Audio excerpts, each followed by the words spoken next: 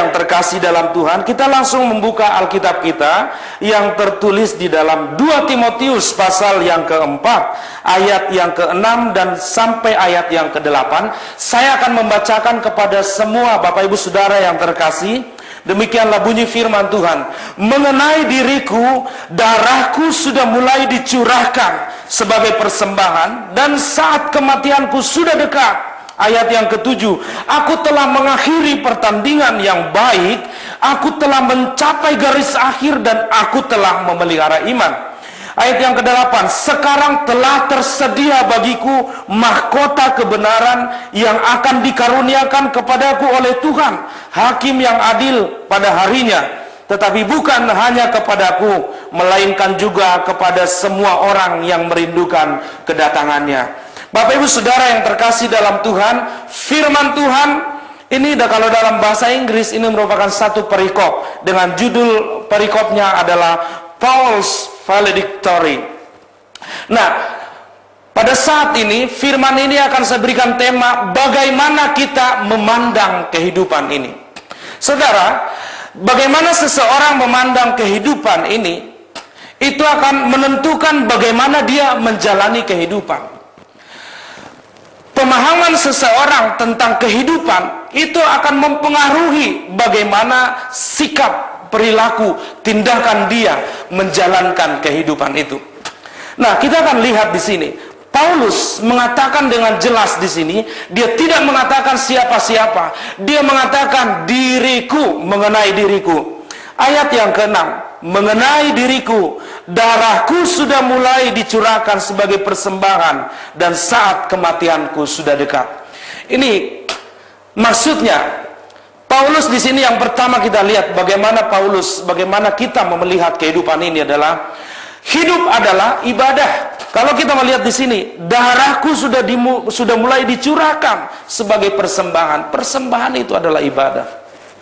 Bapak Ibu Saudara yang terkasih dalam nama Tuhan Yesus Kristus, mengenai hal ini Paulus dengan jelas berbicara tentang ibadah. Dia berkata dalam Roma pasal 12 ayat yang pertama, saudara-saudaraku, demi kemurahan Allah aku menasihatkan kepadamu, persembahkanlah hidupmu sebagai persembahan yang kudus, yang berkenan kepada Tuhan. Paulus mengatakan bahwa ibadah itu adalah persembahan seluruh hidup. Ibadah yang sesungguhnya adalah bukan hanya sekedar kita datang ibadah seperti saat ini. Ketika Anda datang ke gereja, meninggalkan aktivitas, kemudian bernyanyi tepuk tangan kepada Tuhan, duduk mendengarkan kebenaran firman Tuhan, memberikan kolekte, dan pulang, sesudah itu selesai. Bukan itu ibadah yang dimaksud oleh Paulus. Itu hanya sebagian kecil saja daripada bagian ibadah. Tetapi ibadah yang sesungguhnya adalah seluruh hidup kita. Mulai dari saat kita bangun, berjalan, kemudian bekerja di dalam keseharian kita, kita tidur, bagaimana sikap kita di dalam pekerjaan, bagaimana sikap kita di dalam keluarga, itu adalah ibadah. Ibadah bukan hanya sekedar kita duduk seperti saat ini. Ibadah yang sesungguhnya adalah seluruh kehidupan kita. Itu sebabnya Paulus berkata, mengenai diriku, darahku sudah mulai dicurahkan sebagai persembahan, dan saat kematianku sudah dekat. Jadi bagi Paulus, hidup itu adalah ibadah. Nah, masalahnya seringkali kita terjebak bahwa ibadah itu hanya ketika kita duduk di gereja. Ibadah itu ketika kita datang beribadah seperti kita saat ini. Banyak orang ketika di dalam ibadah seperti ini, mereka berdoanya khusyuk luar biasa. Tetapi ketika mereka di luar gedung ibadah, tidak ada yang melihat mereka juga berdosanya khusyuk luar biasa. Ada banyak orang di gereja begitu alimnya, kelihatan luar biasa, semuanya seperti malaikat, suci semua. Tetapi ketika di pekerjaan mereka, ketika di dalam kehidupan keseharian mereka, ketika di dalam rumah tangga mereka lalimnya luar biasa juga. Di gereja kelihatannya mereka benar-benar pujian penyembahan, mereka seperti true worshiper. Tetapi di dalam kehidupan keseharian mereka itu adalah true gossiper. Mereka melakukan hal-hal seperti itu, karena bagi mereka, konsep mereka adalah ibadah itu cuma ada di gereja. Ibadah yang sesungguhnya menurut Paulus adalah seluruh kehidupan kita. Ketika kita dimaki-maki orang dan kita tidak membalasnya, itu merupakan bagian ibadah, praktek daripada ibadah. Nah, Bapak Ibu Saudara yang terkasih dalam Tuhan, ada sebuah cerita tentang ibadah, di mana orang ini malas sekali beribadah. Ceritanya orang ini adalah orang yang dulunya jemaat yang biasa-biasa saja, miskin. Mereka orang keluarga yang sederhana. Kemudian mereka datang kepada Pak Pendeta. Mereka berkata, Pak Pendeta, tolong doakan kami supaya kami bisa hidup, perekonomian kami bisa terangkat dengan baik, kami bisa seperti orang lain. Kemudian Pak Pendeta berdoa pada mereka, di dalam nama Yesus diberkatilah. Singkat cerita, mereka kemudian diberkati luar biasa. Namun ternyata setelah mereka diberkati, mereka tidak semakin sungguh-sungguh datang kepada Tuhan. Mereka makin lama makin jarang datang ke gereja. Alasannya sibuk. Satu ketika Pak Pendetanya ini bertemu dengan dia. Dia berkata, Pak Iwan, namanya Pak Iwan, kenapa nggak datang ke gereja kemarin? Aduh, Pak Pendeta, lagi sibuk nih, ada urusan bisnis, ada proyek di Banjarmasin, seperti itu. Kemudian dia bilang, nanti satu saat saya pasti ke gereja kok Pak Pendeta. Tenang aja, tenang aja. Kemudian satu ketika berhari-hari, berminggu-minggu, ibadah lepas ibadah, Bapak ini nggak pernah nongol juga. Kemudian satu ketika secara tidak kebetulan mereka ketemu di mall di Season City. Kemudian ketemu, Pak Iwan, gimana kabar? Waduh, Pak Iwan jawab, waduh luar biasa Pak, semua perusahaan semakin diberkati, anak-anak juga sehat, semua sekolah udah luar biasa, ada yang di Australia, ada yang di Amerika, seperti itu. Kemudian Pak Pendeta ini berkata, karena dia memang mengasihi Bapak ini, dia berkata, kapan ke gereja dong? Ke gereja dong. Aduh Pak, kalau hari Minggu saya lagi main golf nih dengan menteri-menteri, sebab deal-deal proyek ada di sana Pak. Jadi, aduh, jadi agak susah nih sekarang. Tapi tenang aja Pak, nanti saya pasti akan ke gereja. Dia berkata seperti itu. Sebelum mereka berpisah, Pak Iwan ini iseng-iseng tanya kepada Pak Pendeta ini, Pak Pendeta, sebentar dong, saya mau tanya, kira-kira di surga ada lapangan golf nggak? Terus Pak Pendetanya ini berpikir, kamu ini mau bercanda sama saya atau gimana sih sebenarnya? Tapi Pak Pendeta ini berkata, wah, nanti saya berdoa, pasti akan saya tanya. Kemudian mereka berpisah. Satu ketika mereka ketemu lagi. Si Pak Iwan ini yang menyamperin Pak Pendeta ini. Dia berkata, halo Pak Pendeta, apa kabar? Waduh, lagi main-main nih, lagi makan nih, katanya. Iya, Pak Pendeta bilang, ini yang lagi makan nih sama anak istri. Singkat cerita mereka ngobrol, si Pak Iwan ini bertanya kepada Pak Pendeta, Pak Pendeta, gimana yang kemarin saya tanya itu? Di sorga ada lapangan golf nggak? Pak Pendeta kemudian ingat, dan dengan hikmat daripada Tuhan, dia berkata kepada Pak Iwan ini, Pak Iwan, saya udah berdoa kepada Tuhan, dan kebetulan sekali saya ketemu dengan Pak Iwan, dan saya udah berdoa, dan Tuhan Yesus berkata bahwa di surga ada lapangan golf. Tenang aja, dan ada berita yang luar biasa buat Pak Iwan. Minggu depan Tuhan Yesus mau mengundang Pak Iwan main golf di surga. Siap-siap Pak. Luar biasanya perkataan dari Pak Pendeta ini begitu menyentuh hati dari Pak Iwan ini, sehingga dia ada satu ketakutan ilahi di dalam dirinya. Dia takut bahwa minggu depan Tuhan Yesus akan mengundang dia. Kemudian dia berkata, dengan segera dia bilang kepada Pak Pendeta, aku minta ampun, aku mau bertobat, saya mau datang ke gereja. Saudara, kadang-kadang kita menyadari bahwa ibadah itu penting ketika saat-saat mungkin ketika kita sedang terdesak. Saudara, jangan sampai kita memiliki pemahaman seperti ini. Biarlah kita melihat seperti Paulus ini. Dia berkata, mengenai diriku, darahku sudah mulai dicurahkan sebagai persembahan. Paulus sampai tetes darah yang penghabisan, dia siap. Dia tetap berada dalam posisi bahwa dia beribadah. Seringkali kita jangankan darah, keringat aja kita malas untuk meneteskan keringat untuk datang kepada Tuhan. Paulus berkata dengan tegas, darahku sudah mulai dicurahkan untuk persembahan.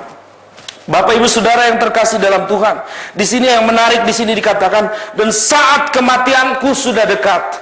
Saudara yang terkasih dalam Tuhan, di dalam bahasa Inggris di sini dikatakan, and the time of my departure is at hand. Dan saat keberangkatanku sudah ada di tanganku. Saudara yang terkasih dalam nama Tuhan, hidup ini kita harus senantiasa siap sedia.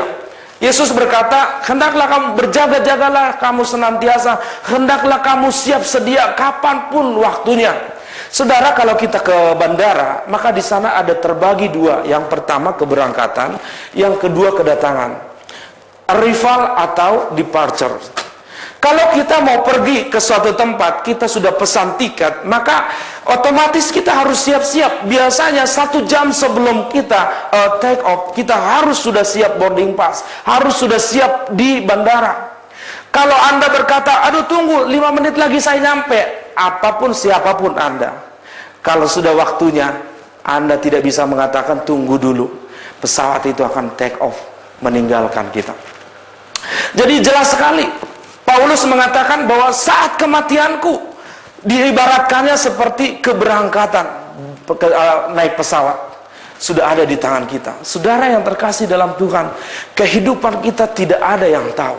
Ada orang berkata, kita masih muda, nggak usahlah terlalu serius, terlalu fanatik, nggak usah, nanti kalau udah tua baru kita serius sungguh-sungguh cari Tuhan. Saudara, itu adalah konsep yang salah.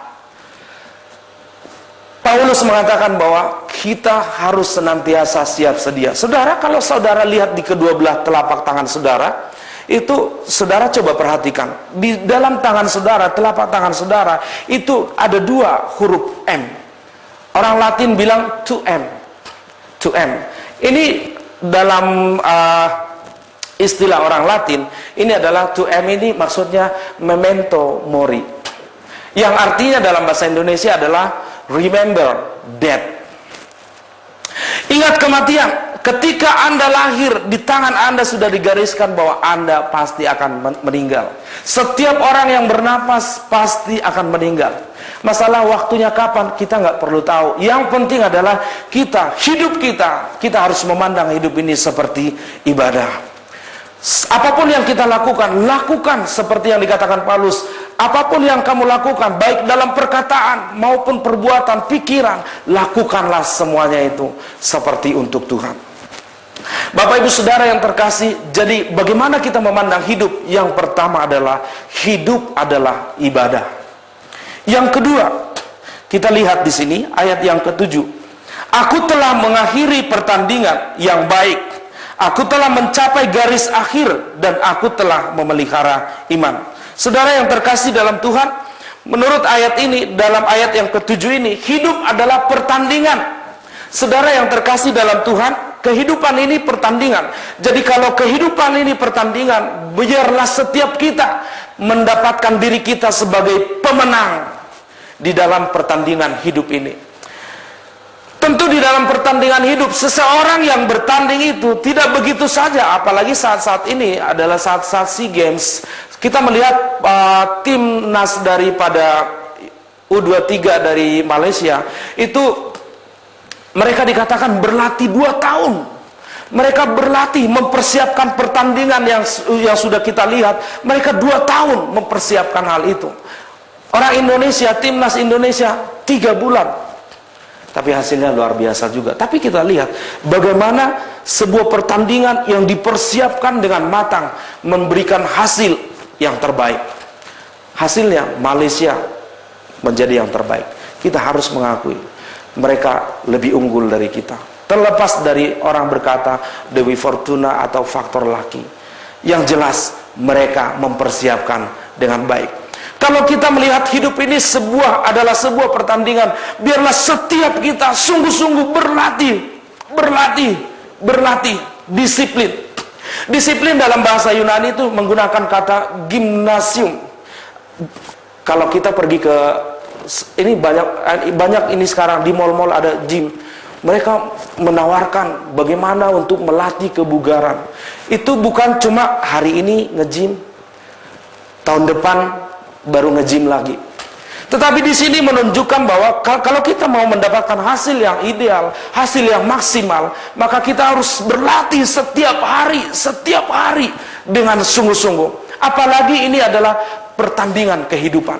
Pertandingan kehidupan ini membutuhkan keseriusan. Karena apa? Hasilnya adalah hidup atau mati kita. Bapak Ibu Saudara yang terkasih, kalau kita melihat hidup ini seperti pertandingan, biarlah kita berlatih dengan serius. Kalau ada orang berkata hidup ini seperti buku. Kalau hidup ini seperti buku, saya bayangkan, saya ini belum terlalu tua, umur saya 34 tahun. Tetapi saya merasa ada banyak sekali keputusan-keputusan yang salah yang saya lakukan dalam kehidupan ini. Kalau hidup ini seperti buku-buku itu sudah terjual, maka saya akan menarik kembali buku-buku itu, saya akan merevisi ulang, saya akan menuliskan kisah-kisah kehidupan saya. Semuanya adalah kisah-kisah yang terbaik, kisah-kisah yang mulia, saya akan tuliskan di dalam kehidupan saya itu. Supaya nanti ketika Tuhan membaca kehidupan saya adalah kehidupan yang berkenan kepada Tuhan. Kita sadar atau tidak sadar, kita sedang menuliskan kehidupan kita di dalam buku kehidupan. Apapun yang kita lakukan, baik dilihat orang maupun tidak dilihat oleh orang, maka sesungguhnya kita sedang menuliskan kehidupan kita di dalam buku kehidupan kita sendiri. Itu sebabnya mari lihat hidup ini dengan benar. Hidup ini pertandingan, jangan bersantai-santai, jangan pernah lengah dalam hidup ini. Tetaplah berlatih dengan baik, berlatih menuliskan hidup ini sebagai hidup yang berkenan kepada Tuhan. Paulus mengatakan, aku telah mengakhiri pertandingan yang baik, aku telah mencapai garis akhir, dan aku telah memelihara iman. Saudara yang terkasih, berbicara tentang pertandingan, dulu ketika di zaman Romawi, di sana ada Koloseum, tempat orang seperti stadion, seperti di kita ini Gelora Bung Karno. Di Israel ada stadion juga di sana, ada stadion. Nah, biasanya ketika orang bertanding di stadion ini, di Koloseum ini, maka penonton banyak. Saya teringat dengan satu ayat di dalam Ibrani pasal 12 ayat yang pertama. Marilah kita menanggalkan semua beban kita yang begitu merintangi kita, beban dosa di sana. Karena ada banyak awan saksi yang menyaksikan kita. Saudara yang terkasih dalam Tuhan, saya ingat waktu itu dosen saya mengatakan, menjelaskan tentang ayat ini, bahwa sesungguhnya kita diposisikan di situ. Bukankah di dalam pasal 11 itu berbicara tentang saksi-saksi iman? Sebenarnya awan saksi itu, mereka itu saksi-saksi iman itu, mereka digambarkan seperti itu, menonton kehidupan kita sedang bertanding. Dan di dalam pertandingan ini, Anda tidak dengar, tetapi mereka senantiasa bersorak-sorai berkata, ayo Pak, kamu bisa. Hey Redingson, kamu bisa. Ayo bangkit terus, maju terus. Saudara, pertandingan ini, dalam kehidupan ini, mungkin tidak ada orang yang mendukung hidup saudara. Mungkin tidak ada orang yang mensupport Anda untuk hidup baik, untuk hidup berkenan kepada Tuhan. Tapi saya mau katakan, ada banyak saksi-saksi iman yang tidak Anda lihat, berkata seolah-olah Anda itu seperti, awan saksi itu seperti di tribun. Anda ada di tengah, mulai dari ini terus sampai ke tribun, semuanya adalah supporter Anda. Semuanya berseru, berteriak, berkata, ayo Redingson, ayo Jaya, kamu bisa, maju terus. Engkau tidak sendirian dalam hidup ini. Bukankah Yesus berkata, sampai kesudahan zaman, aku akan tetap menyertai kamu. Saudara, hidup ini, dalam pertandingan hidup ini, Anda selalu ditonton. Anda selalu dibela, didukung. Kalaupun Anda jatuh, maka supporter, maka saksi-saksi iman itu, mereka berteriak kepada Anda. Kalau Anda memiliki kepekaan, menyadari ayat itu, ketika Anda menyadari ayat itu tertuju kepada Anda akan mendengar mereka berteriak di dalam hati Anda, di dalam roh Anda akan mendengar mereka, "Ai Jaya, bangkit terus, maju, kamu akan dipakai luar biasa." Seperti itu.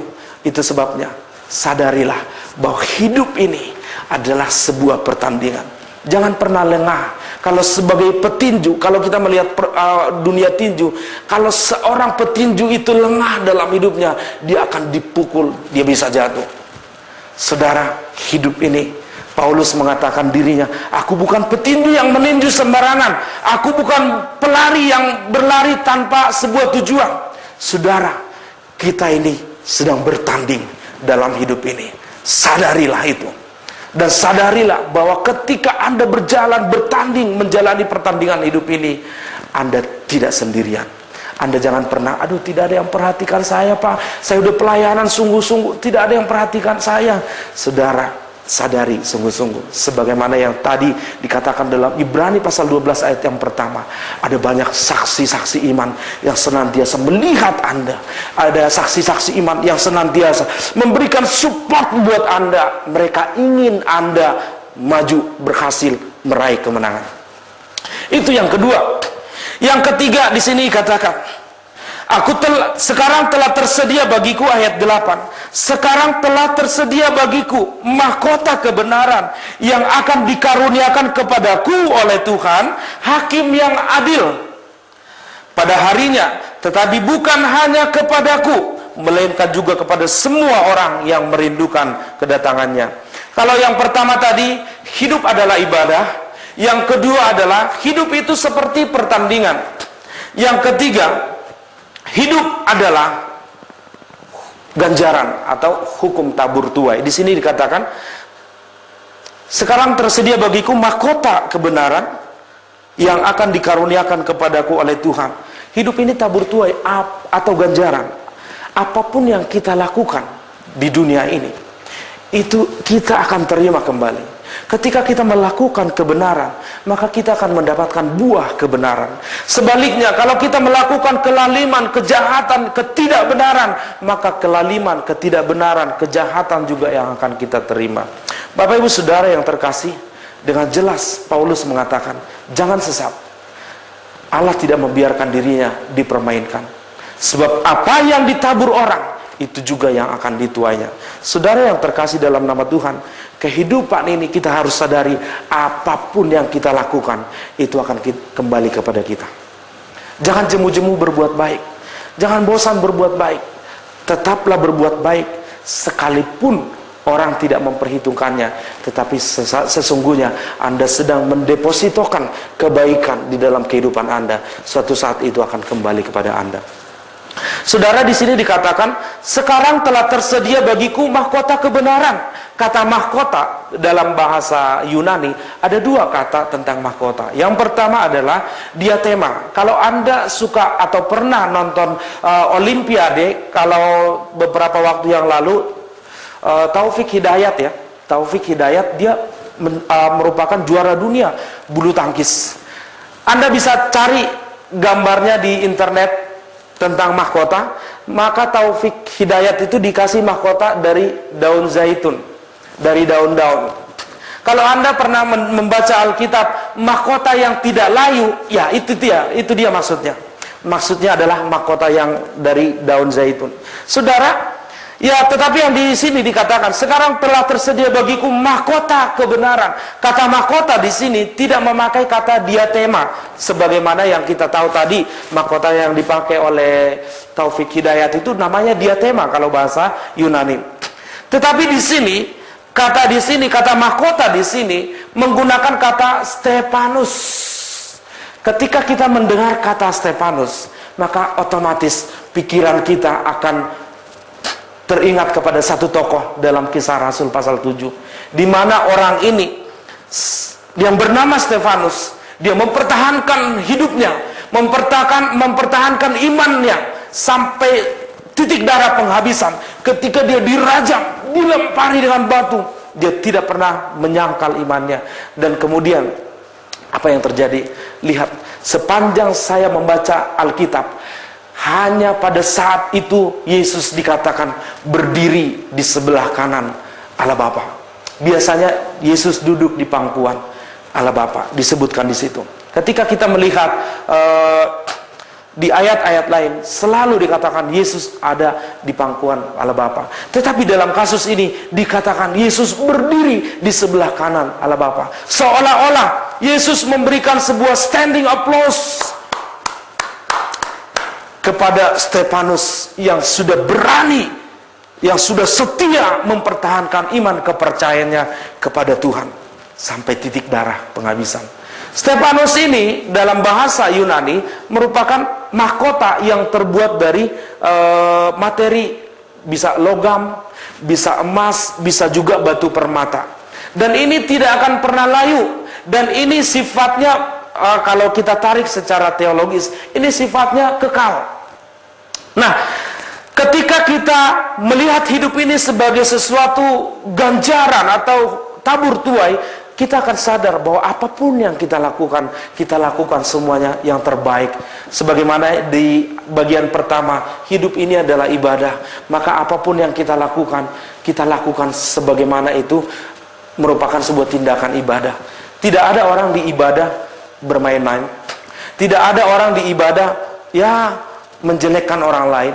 Semua yang namanya ibadah itu pasti khusyuk, pasti benar-benar, pasti serius, pasti baik-baik semua. Milikilah konsep bahwa hidup ini adalah ibadah. Ibadah bukan cuma ada di ruangan yang seperti ini, tapi ibadah adalah ketika Anda naik mobil Anda dipotong sedemikian rupa, disalib sedemikian rupa, Anda tetap dapat bersyukur. Ketika Anda dimaki-maki, bukan karena kesalahan Anda tetap dapat sabar dalam hidup Anda. Itu ibadah. Sebaliknya, ketika Anda memaki-maki orang juga, maka itu pun ibadah. Tergantung Anda melakukan yang terbaik, apakah Anda melakukan yang sembrono. Hidup adalah ibadah. Hidup adalah pertandingan. Hidup adalah ganjaran. Saudara, kalau Anda mau mendapatkan ganjaran yang berkenan, mendapatkan mahkota Stefanus, milikilah gaya hidup seperti Paulus. Milikilah gaya hidup seperti Stefanus yang mempertahankan kehidupannya tetap utuh, sejati di hadapan Tuhan. Bapak Ibu Saudara yang terkasih, ketika kita melakukan hal ini, apapun yang kita lakukan dalam hidup ini, kita tetap lakukan kebenaran. Kita tetap melakukan kebenaran. Kebenaran itu akan membuat kita kuat. Ketika kita melakukan kebenaran, ada kebahagiaan dalam diri kita. Ketika kita melakukan kebenaran, melakukan sesuatu hal yang baik, maka itu tidak akan pernah hilang dari kehidupan kita. Apa yang saudara lakukan hari ini, itu juga yang akan Anda dapatkan. Percayalah, segala sesuatu tidak pernah ada yang sia-sia yang Anda lakukan. Baik itu kecil, baik itu besar, semuanya biarlah itu mempermuliakan nama Tuhan. Baik, firman Tuhan ini biarlah setiap kita mendapatkan berkat luar biasa dalam kebenaran firman Tuhan ini. Biarlah setiap kita bisa mengaplikasikan. Sadarilah, hidup ini adalah ibadah. Saudara yang terkasih, apapun yang sedang, seperti kehidupan apapun yang sedang Anda jalani saat ini, mari lihat, yang tahu hanya Anda dan Tuhan. Yang tahu hati Anda hanya Anda dan Tuhan. Tidak ada yang tersembunyi di hadapan Tuhan kita. Mari kita tundukkan kepala kita. Tuhan, selidikilah kami Tuhan.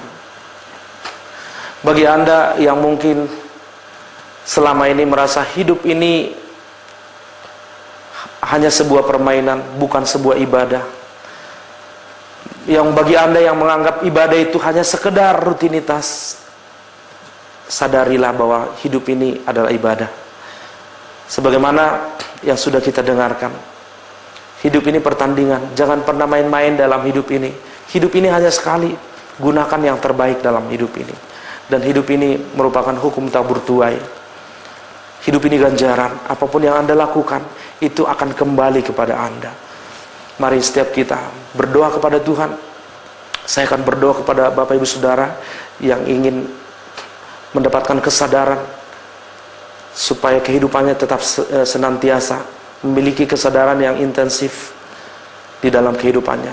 Mari kita berdoa. Bapa di sorga, di dalam nama Yesus, kami bersyukur buat kebenaran firman-Mu pada saat ini yang memberikan kami pengajaran bahwa hidup ini adalah ibadah. Bukan sekedar ketika kami di gereja, tetapi sepanjang hidup kami, dari pagi sampai malam sampai pagi, itu adalah kehidupan yang sesungguhnya, ibadah yang sesungguhnya. Kami juga saat ini menyadari bahwa hidup ini adalah pertandingan. Itu sebabnya kami harus sungguh-sungguh di dalam berlatih dalam kehidupan ini. Dan kehidupan ini adalah tabur tuai, adalah ganjaran. Apapun yang kami lakukan, itu akan kami dapatkan kembali. Tuhan, ajari kami, tuntun kami oleh Roh Kudus-Mu yang hebat itu, sehingga kami dapat menjalani kehidupan ini sesuai dengan keinginan dan kehendak Tuhan.